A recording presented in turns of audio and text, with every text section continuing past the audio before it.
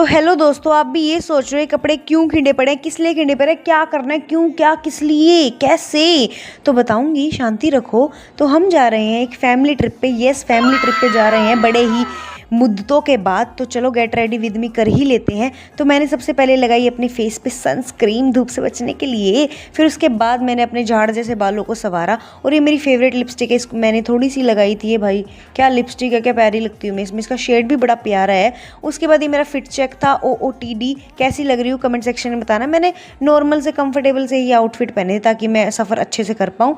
ये मेरा बैग था, मैंने तैयार कर लिया था, ज़्यादा बैग नहीं भरा, मैंने एक ही कपड़ों का बैग लेके गई हूँ मैं। उसके बाद मैंने शूज़ डाले नहीं थे मेरे, क्यों नहीं डाले थे यार, गाड़ी में तो जाना था। चाय पी, चाय को एंजॉय किया, सफ़र को एंजॉय किया। और भाई सफ़र में बड़े मज़े आ रहे थे। और ये हमारी रानी को थोड़ी प्यास लगी थी तो इसने 3-4 हज़ार का तेल पी लिया था। अगर आपको भी जानना है मैं कहाँ घूमने जा रही हूँ तो do subscribe for more guys.